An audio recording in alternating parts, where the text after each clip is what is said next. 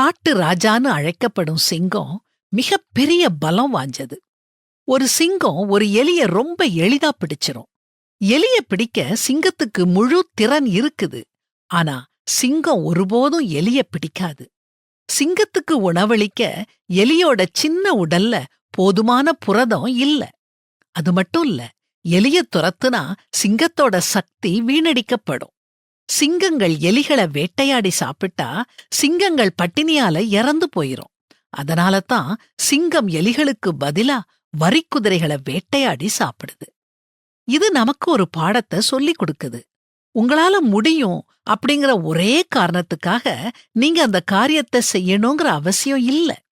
சிறிய கனவுகளை துரத்துறதுல உங்க நேரத்தையும் சக்தியையும் செலவிடாதீங்க.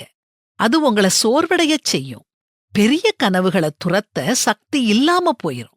உங்களை நீங்களே கேள்வி கேட்டுக்கோங்க, நான் எலிகளை துரத்துறதுல பிஸியா இருக்கிறேனா?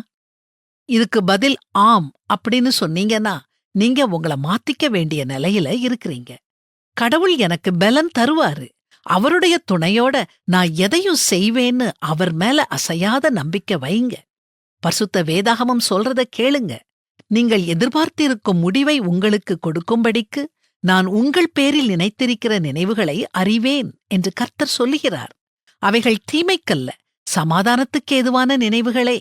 ஆண்டவர் உங்களுக்காக ஒரு பெரிய நோக்கத்தையும் நம்பிக்கையான எதிர்காலத்தையும் வச்சிருக்கிறாரு. ஆண்டவருடைய வழிகாட்டுதலை நம்புங்க. அவர் நம்ம பக்கத்துல இருக்கும்போது சாத்தியமில்லாதது எதுவுமே இல்லீங்க. நீங்க சிங்கம், பெரிய கனவுகளை காணுங்க.